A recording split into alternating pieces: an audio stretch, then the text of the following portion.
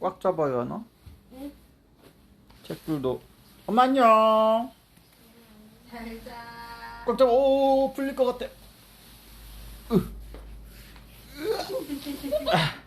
아빠 오늘 예. 불렀을 때 그냥 짧은 폰으로 왔잖아. 근데 오늘은 할 수 있을 것 같아. 도착했습니다. 짠. 빡. 오렌지빛 도마뱀마 말고 오렌지빛 도마뱀 먼저 읽을 거야. 피로와 소방대 먼저 읽자. 그거 제일 먼저 골랐잖아. 맞아. 그래? 기다려. 피오라. 소방기 먼저 읽자. 고마워. 그 다음 결말은 둥둥둥. 그 다음 오렌지빛 도마뱀아. 도마뱀마 같이 살자. 좋아. 그 다음 아빠 거. 그 다음 아빠 거. 조선왕조실록 읽을 거야. 나 오늘 아빠 거 안 읽을래. 아빠 거는 너무 긴단 말이야. 유한이 거 다 읽고 아빠 건 유한아. 아빠 거는 읽는 거 아니고 유한이가 자장가처럼 듣는 거니까. 봐봐. 여기 누우세요. 자, 누우세요. 이거 봐. 이거 안 덮을 거잖아. 나 덮을 거야. 이거 덮을 거야? 이렇게.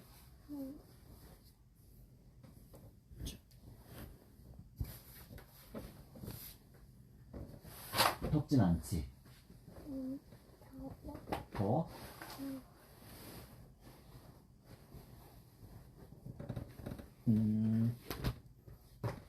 피로와 소방대 선풍기를 켜고요. 자, 피로와 소방대. 오늘 이모랑 같이 놀고 집에서 몇 시까지 있었어? 이모가 자고 이모랑 자고 그 다음 날도 누구 있을까? 이모는 오늘 한 5시쯤 갔고 오늘 유한이 일어나서 이모랑 다 같이 놀면서 그거 만들었지. 사람 몸 포스터 만들었지. 그거 완전 징그러웠어. 완전 징그럽고 진짜 만들기 힘들었지. 그런데 결국 다 만들었잖아. 우리 다 힘을 합치니까 못하는 게 없었지. 작은 게 없습니다. 못 만들고 아빠 코코. 코코 이따 데려다 줄게. 일단 알로랑 같이 자자. 알로? 그리고 오늘 또 아까 그거 했지. 유주가 준 옷이랑 장난감이랑 정리하는 거. 옷 진짜 많았지. 이제 책 읽고 자고 나면은 내일 또 신나는 하루가 시작될 거야.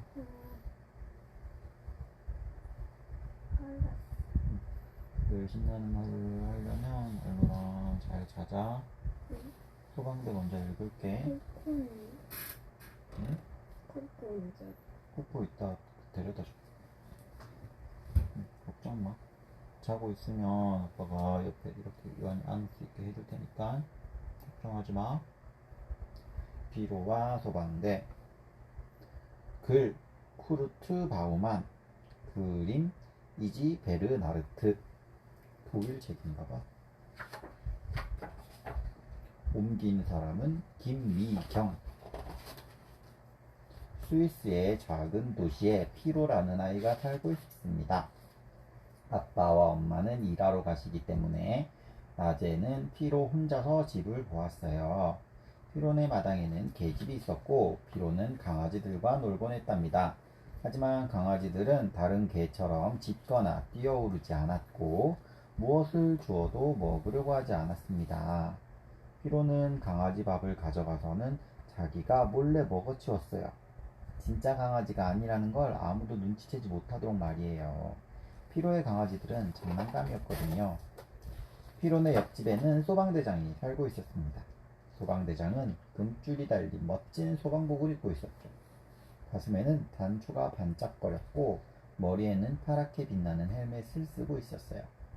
소방대장은 피로를 보면 싱긋 웃으며 손을 흔들어 주었어요. 그럴 때마다 피로는 괜히 우쭐해졌죠. 배, 기중기, 증기롤러, 트럭, 전기기차. 피로는 여러 가지 장난감을 가지고 있었어요. 하지만 피로는 장난감을 가지고 놀지 않았어요.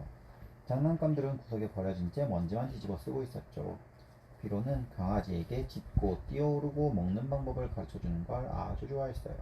하지만 강아지들은 때때로 움직여주지 않았습니다. 피로는 화가 나서 날아다니는 새를 보면 생각했죠.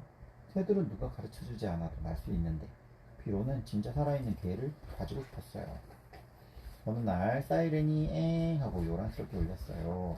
피로는 소리가 나는 곳으로 뛰어갔습니다. 빨간 불자동차가 왔어요. 불이다! 불자동차는 소방대장의 집 앞에서 멈추었습니다. 불자동차에는 헬멧을 쓴 소방관 아저씨들이 많이 타고 있었어요. 지붕 위에는 긴 사다리와 면 묶음의 호수가 있었어요. 소방대장이 타자 불자동차는 다시 달리기 시작했어요. 불자동차가 길 모퉁이를 돌아 사라질 때 소방관 아저씨들이 피로에게 손을 흔들었어요. 피로는 안녕이라고 말하고 싶었지만 불자동차는 너무 빨랐죠. 다음날 피로는 장난감 강아지들과 놀지 않았어요. 대신 소방대장의 집으로 갔어요. 초인종을 누르고 문이 열리기를 조심스럽게 기다렸습니다. 문이 열리자 멜빵 바지에 바둑판 무늬 옷을 입은 어른이 나타났어요. 피로는 깜짝 놀랐습니다. 대장님은 어디 계십니까? 내가 대장인데 무슨 일이지? 저도 소방대에 데리고 오고 싶어요. 소방대장은 웃으며 피로의 머리를 쓰다듬었어요. 미안해. 너는 아직 어려서 말이야. 계속 졸라보았지만 번일이었죠. 피로는 너무 어렸거든요. 아빠는 피로에게 울타리를 새로 칠하라고 말했습니다. 피로는 페인트 가게에 가서 불같이 빨간 페인트를 샀습니다. 그날 저녁 집에 돌아온 아빠는 얼마나 놀랐는지 모릅니다. 온통 울타리가 빨간색 불이 난 것처럼 칠해져 있었거든요. 아니 이게 어떻게 된 거니? 나는 소방대에 들어가고 싶었단 말이에요. 피로는 훌쩍훌쩍 누웠어요. 좀 더 클 때까지 기다려라. 이제 아버지도 웃으며 말했습니다. 어느 날 또 사이렌이 울렸습니다. 피로는 울타리 곁에 서서 불자동차가 길 모퉁이를 돌아오는 것을 봤어요. 소방관 아저씨들이 새빨간 울타리를 보고 깜짝 놀랐죠. 하지만 까닭을 알고 나서는 웃으면서 피로를 자위에 하나 올려 태웠어요. 불자동차는 피로를 태우고 쌩쌩 달렸어요. 끼익. 불타고 있는 집 앞에서 불자동차가 멈추었습니다. 위험하니까 거기 있거라. 소방관 아저씨는 호수를 들고 재빨리 뛰어냈어요. 그리고는 불길을 향해 물을 뿌렸죠. 피로는 자기가 너무 어려서 도움이 되지 못한다는 것을 비로소 깨달았습니다. 피로는 날름거리는 불꽃을 보았어요. 불길이 얼굴까지 화끈거리게 했습니다. 피로는 정말 무서웠어요. 불이 거의 꺼졌을 때 어디선가 낑낑거리는 소리가 들렸어요. 지붕 바로 밑 작은 창문에서 나는 소리였죠. 사다리를 기대놓고 소방관 아저씨가 올라갔습니다. 창문이 있는 곳까지 다다랐지만 안으로 들어갈 수는 없었어요. 몸집이 너무 컸기 때문이죠. 소방관 아저씨는 어쩔 수 없이 다시 내려왔습니다. 강아지가 아직도 저 안에 있어요. 피로는 더 이상 기다릴 수 없었어요. 누가 말릴 사이도 없이 피로는 사다리를 딛고 올라가 창문 안으로 들어갔습니다. 이렇게 하면 절대 안 돼. 방 안에는 연기가 자욱해서 뛰어들었네. 불이 난 곳에 이렇게 들어가면 정말 위험해. 이렇게 하면 안 되는 거지. 비로 잘못했어. 삐야 삐. 방에는 탈락이야 탈락. 방 안에는 연기가 자욱해서 아무것도 보이지 않았습니다. 무엇인가 큰 소리를 지르면서 피로에게 뛰어올랐어요. 피로는 허리를 구부리고 진짜 살아있는 강아지를 보았습니다. 창문 밖까지 와있던 소방관 아저씨가 피로를 안고 사다리로 내려왔어요. 피로는 강아지를 가슴에 꼭 안고 있었죠. 모두 무사했습니다. 강아지는 이제 피로 곁에서 떠나려고 하지 않았어요. 소방대장이 피로의 어깨를 두드리며 칭찬해 주었습니다. 잘했다 꼬마야. 꼬마 소방관도 큰 도움이 될 때가 있구나. 병어주의 주인이 말했습니다. 네가 살려주었으니까 이 강아지를 너에게 주마. 정말요? 피로는 너무 기뻤어요. 다음날 피로는 개집을 초록색으로 칠했습니다. 개에게는 초록색이 더 어울려. 진짜 강아지는 피로를 보며 고개를 살랑살랑 흔들었어요. 피로가 좀 위험한 일을 했네. 그렇지만 무사히 강아지는 살았다. 그건 다행인데 피로가 너무 위험하게 해서 좀 걱정이 된다. 그래서 불에 들어가서 음, 피드나고 다치고 무릎에 피드나고 여기 까지고 그러면 안 되니까 위험한데 그치. 삐어 탈락. 별나라 놀이동산 글 노우 미치코 그림 나머지의 코지 옮긴 이는 책이랑 꿈이랑 반짝반짝 별나라 놀이동산 가지 끝에 너무 이쁜 사각사각 듬빛듬빛 별은 반짝반짝 별나라에 가고 싶어. 희나가 밤하늘을 보면서 말을 했어요. 희나가 만든 여러 빛깔 대나무 잎이 반짝반짝 별 하늘을 보고 있어요. 놀랍게도 밤하늘에서 노랫소리가 들려왔어요. 별들이 빙글빙글 춤을 추며 노래를 부르는 거였어요. 아유 어지러워. 희나는 눈을 감았죠. 꼭 감은 눈을 떠보니 희나가 회전 목마에 앉아있지 뭐예요. 안녕, 여기는 별나라 놀이동산이야. 목마가 방긋 웃으며 말했습니다. 우와 예쁘다. 저건 뭐지? 얼음 미끄럼틀이야. 얼른 가보자. 슝, 얼음 미끄럼틀을 타자. 근데 애들 재밌어하고 애들 재밌어. 희나가 재밌어하고 목마도 재밌어했네. 아이 차가워. 희나야, 솜사탕도 좀 먹어보렴. 맥주 아줌마가 무지갯빛 솜사탕을 주었어요. 맛있어. 솜사탕은 멜론, 오렌지, 바나나, 딸기 맛이 시원하게 톡 쏘는 맛까지 났어요. 블루베리까지 맛이 났네. 우리 별빛의 특기를 타자. 희나와 목마는 해성에 올라탔어요. 출발. 목마는 희나 꽉 붙잡았어요. 슝! 한 걸음에 은하수에 달아갔죠. 우와 신난다. 무다와 너무 무다워. 목마는 부들부들 떨었지만 희나는 아무렇지 않았어요. 희나는 은하수에서 별 낚시도 했어요. 아이고 아깝다. 낚싯바늘에 걸린 별이 은하수에 퐁당 빠졌거든요. 이것도 타고 놀자. 희나는 빙빙 돌아가는 은하수 끝에 매달렸어요. 와하하하. 넌 좋아하는 거야? 좋아하는 거야. 신나게 뱅글뱅글 돌았어. 알아? 목마는 무서워서 울었대. 미안해. 목마야, 울지 마. 희나는 별나라 꽃밭에 핀 새빨간 장미를 목마에게 주었어요. 목마는 눈물을 닦고 활짝 웃었죠. 고마워. 이 반지 가져. 목마도 희나에게 예쁜 별 반지를 선물했어요. 엄마가 불러. 이제 가야겠다. 목마가 말했습니다. 나는 어떻게 집에 가지? 걱정 마. 별 반지가 알려줄 거야. 안녕. 목마는 희나를 흔들흔들 달에 태워줬어요. 또 만나자. 희나가 손을 흔들자 반짝반짝 별 반지가 빛났습니다. 희나와 목마 친구가 별나라 놀이동산에서 신나게 놀았어. 목마는 조금씩 무서워지기도 했지만 희나랑 같이 사이좋게 재미있게 놀았대. 어른 밑에는 목마가 좋았잖아. 맞았어. 다른 건 전부 다 무서워. 다른 거 너 무서워. 딴짓들도 좋아. 거 좋아했잖아. 그치.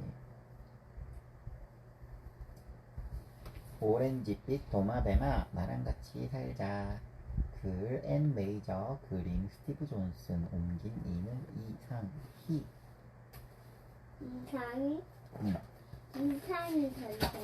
이상희 선생님이 글을 옮겼대. 나비가 팔랑팔랑 날아가요. 브라이언은 숲속에 놀러 갔다가 도마뱀을 만났어요.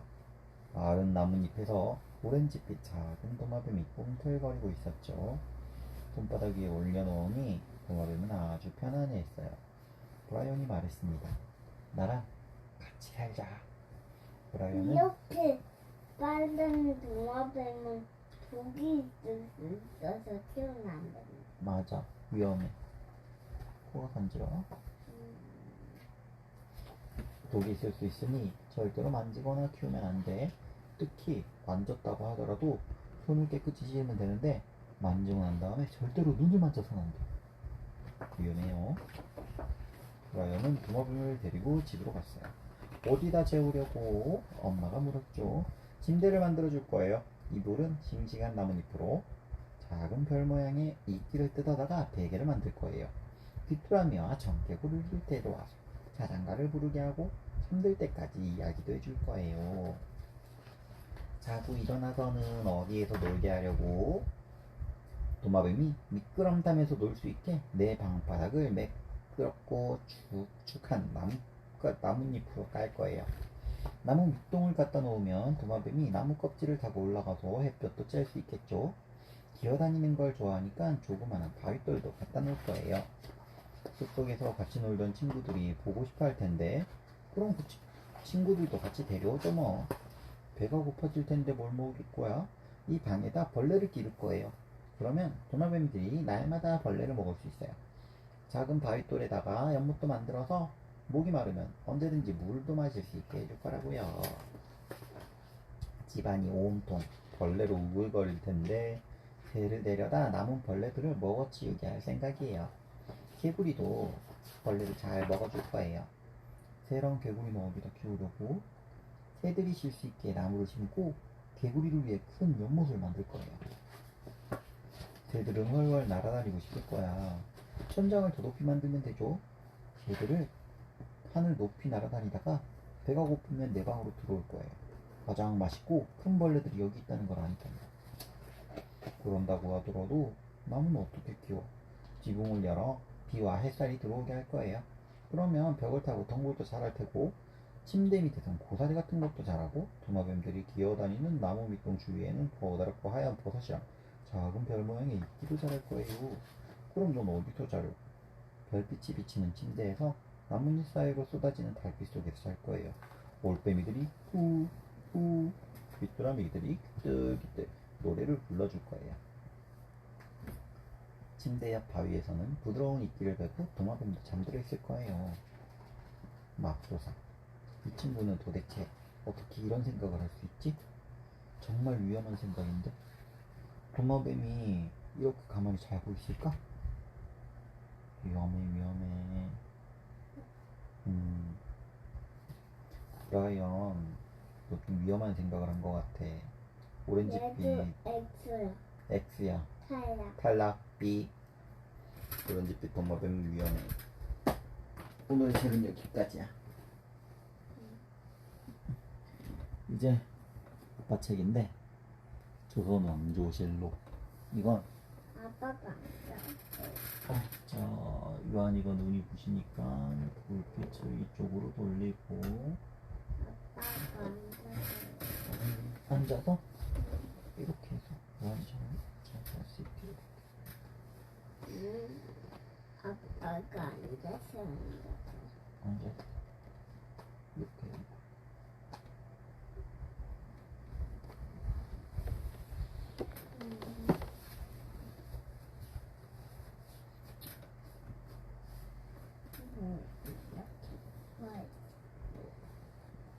읽어도 되겠다? 연아 이거 멈춤 해줘. 책이 커서. 자, 멈춤 해줘. 시작. 완전 세조. 이렇게.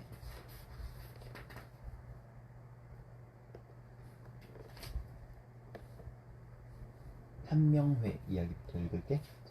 유한이는 눈을 감고 들으면 돼. 잘 자, 유한아.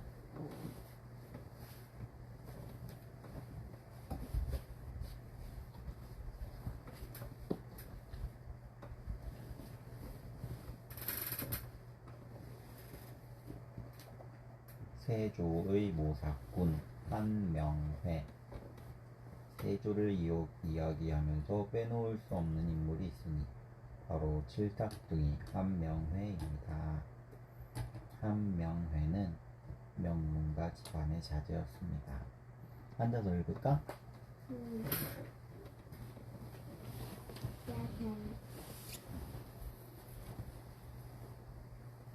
그거 다 읽고 아빠 너무 힘드니까 놀고 생각했어.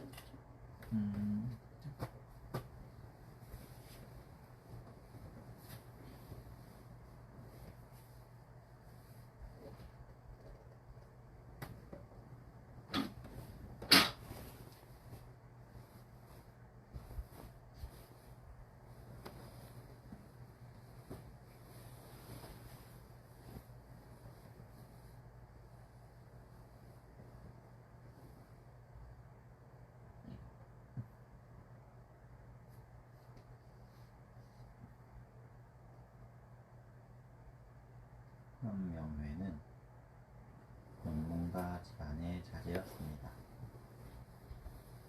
조선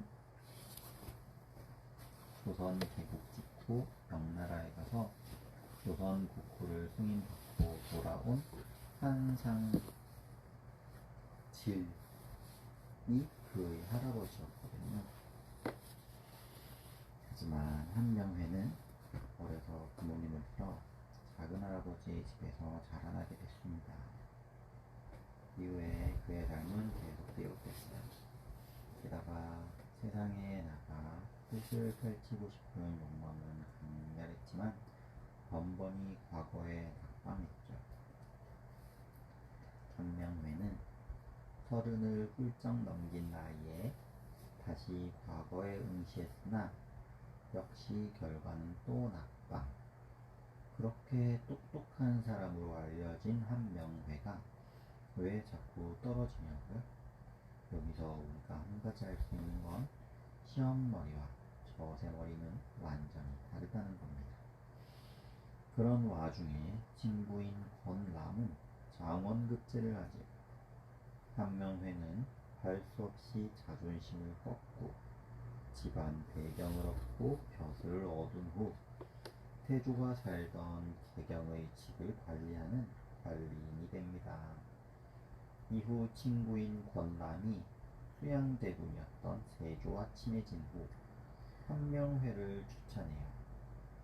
수양대군을 만난 한명회는 그때부터 승승장구하기 시작합니다. 한명회가 수양을 왕으로 만든 참모 킹메이커 역할을 톡톡히 했거든요. 그러고 보면 왕이 되고 싶었던 저 옆에는 항상 참모가 있었습니다. 이성계를 태조로 만든 이가 정도전이라면 이방원을 태종으로 만든 이는 원경왕후 미시였고 수양대군을 세조로 만든 이는 바로 한명회였다는 셈이죠. 한명회가 수양대군 옆에서 꾀루리 참모로 활약한 사건은 어떤 게 있나? 한명회의 살생부라고 들어봤나요? 야사에 따르면 한명회가 살생부를 작성했다고 전해져요. 이는 조정 대신의 목록으로 죽일 자와 살릴 자의 이름이 기록되어 있는 거죠. 제유정난 당시 한명회는 궁궐 앞에 무사와 대기합니다. 그리고 궁궐로 돌아오는 대신 중 자기와 반대파인 사람들을 가차없이 죽입니다. 조선 대신들의 목숨이 한명회 한 사람의 손에 달려 있었던 거죠. 가장 잔인하면서 단순하게 세조의 반대파를 제거함으로써 세조는 무소불위의 권력을 장악하게 되었습니다. 또한 한명회는 저세에 굉장히 능한 자라 수양대군이 왕이 된 다음 그의 사돈관계까지 맺었습니다. 죽을 때까지 줄타기를 잘해서 잘 먹고 잘 살았던 신하, 그가 바로 칠삭둥이 한명회였던 것이죠. 왜 공부머리와 처세머리가 다르다고 하는지 이제 이해가 되나요? 한편 한명회는 말년에 쉬고 싶어 정자를 만들어요. 그게 바로 그 유명한 압구정입니다. 여사에 의하면 압구정이 상당히 좋은 땅이라고 합니다. 실제로 땅값이 엄청 올랐죠. 오늘날의 압구정을 예언한 자가 바로 한 명이었던 건 아닐까요? 자, 그렇다면 세조의 인간적인 모습을 한번 살펴볼까요? 세조하면 인정사정 없는 못된 왕 같죠? 영화 관상에 나오는 이정재처럼 폭군의 이미지가 떠오르잖아요. 하지만 이런 세조도 정작 자기 가족과 아내에게는 더할 나위 없이 따뜻하고 여린 남자였습니다. 소문난 효자, 애처가 세조는 어머니 소현왕후에 대한 조성이 지극했습니다. 소현왕후가 말년에 병으로 자주 피접을 갔는데 마지막으로 요양한 곳이 바로 둘째 아들인 세조의 개인 사자였을 정도지요. 또한 세조는 보기와는 달리 무척 애처가였습니다. 가계도를 봅시다. 7대 세조, 정의왕후 윤씨, 금빈 박씨, 덕종의 영세자 8대 예종. 세조에게는 후궁이 딱 한 명밖에 없다는 걸 알 수 있습니다. 아버지 세종과 할아버지 태종은 후궁도 많고 자식도 많았는데 말이죠. 하지만 세조는 아버지, 할아버지와는 달랐습니다. 당시 세조는 아내였던 정의왕후를 매우 사랑했다고 합니다. 조선시대에는 왕이 오직 한 명의 부인하고만 백년해로하고 싶어도 신하들이 가만 놔두지 않았어요. 후사를 생성해야 하니까요. 그래서 어쩔 수 없이 후궁을 드려야 했지요.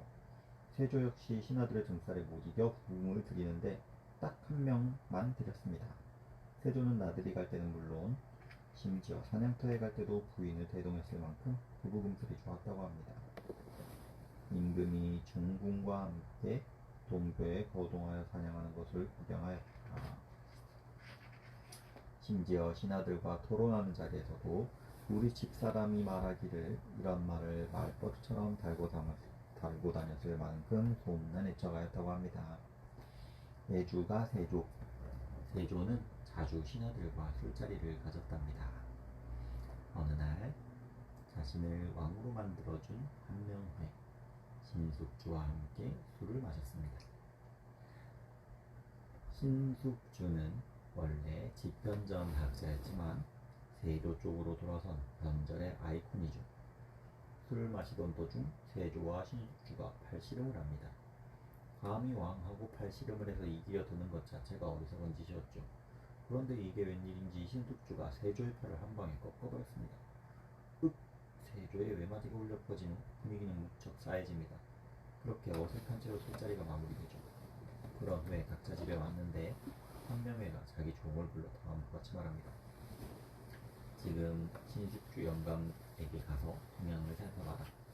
신숙주 집에 가보니 아니나 다를까 그가 불을 편 채 책을 읽고 있는 게 아닌가요? 술까지 마신 다음 책을 읽다니 정말 대단한 예술가가 아닐 수가 없네요. 사실 한명회는 이런 신숙주의 독서 습관을 알고 있었어요. 그래서 이 사람이 공부를 하나하나 살펴보도록 한 거죠. 그리고 만약에 불이 켜져 있으면 촛불을 치우라고 정한 것입니다. 바로 오늘은 반드시 책을 덮고 잠을 자라고 한 겁니다. 한편 그날 밤 세조는 신숙주가 괘씸해서 잠이 안 옵니다. 신숙주 이놈 감히 내 팔을 비틀어? 이놈이 취해서 그런 건지 평소에 나한테 업허심정이 있어지는 건지 한번 알아봐야겠다. 세조는 사람을 시켜 신숙주의 집에 다녀오게 합니다. 신숙주의 집에 가보니 한명회가 기쁨을 받은 신숙주가 불을 끄고 자고 있었거든요. 보고를 받은 세조는 그제서야 안심합니다. 아하, 신숙주 녀석이 취해서 그랬구나. 좀 새록이 실려있는 이라는 세조는 애주가였고 한명회는 칠학가이며 신숙주는 책벌레라는 걸 알고 있습니다. 불교에 심취한 임금 세조는 왕자 시절부터 불교에 심취해 있었습니다. 아버지 세종도 불교를 좋아했는데 아들 세조도 마찬가지였던 거죠. 실제로 세종 때 월인 청강지고 석고상절과 같은 불교 chan가를 짓는데 이것은 세종이 세조에게 지시를 했습니다. 말년의 세조는 불교에 더욱 심취하게 됩니다. 이유는 세조가 피부과로 무척 고생하기 때문이죠.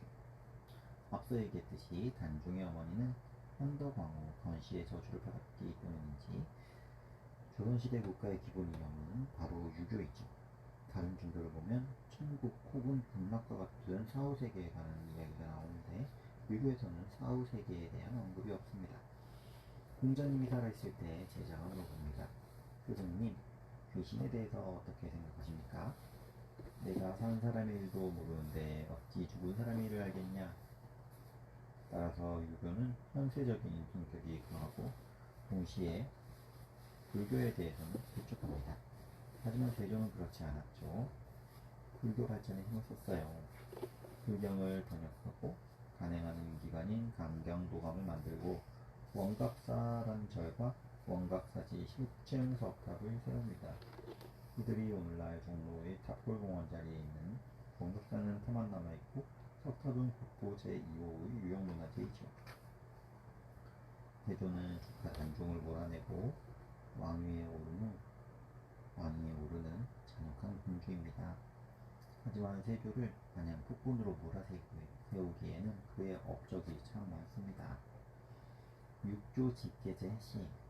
육조 직계제는 왕의 명령을 6장관에게 직접 내리고 보고도 6장관이 왕에게 직접 하는 제도입니다. 그야말로 중간에 국무총리 역할인 의정부의 기관을 약화시킨 왕권 강화책이죠.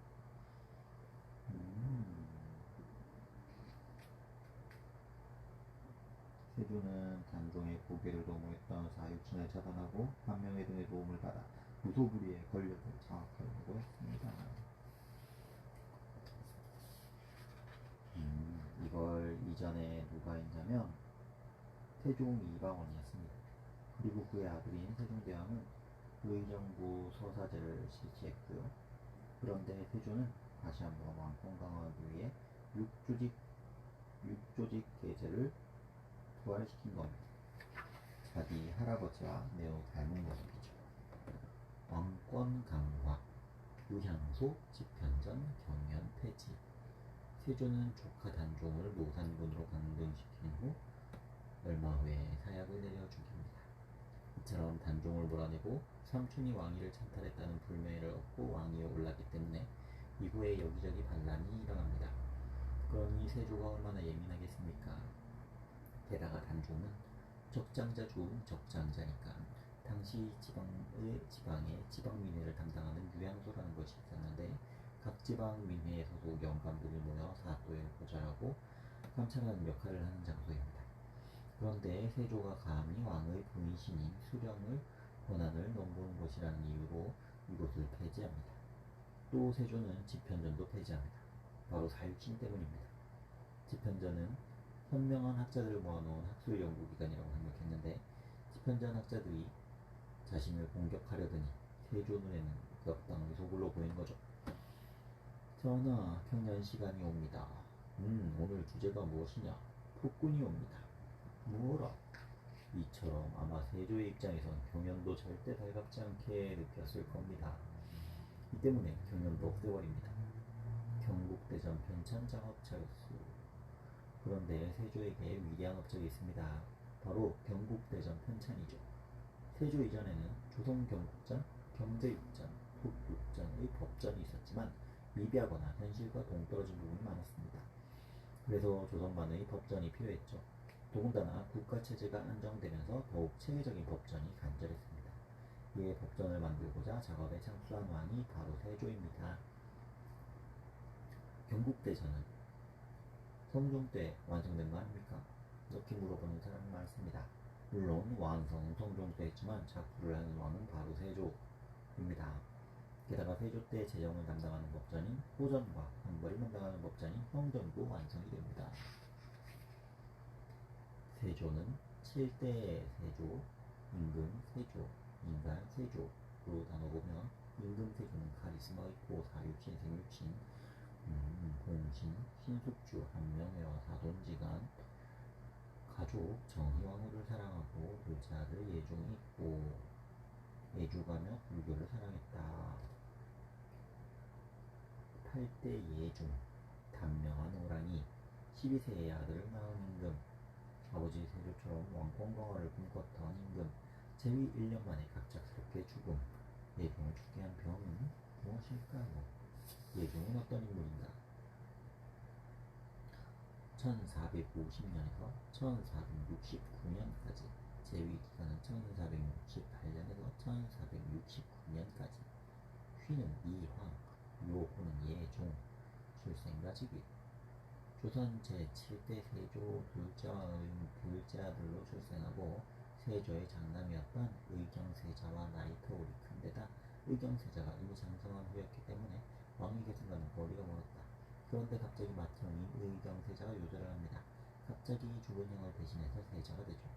성인이 되기 전 29세에 왕위에 올랐기 때문에 어머니인 정왕후가 수렴청정을 합니다.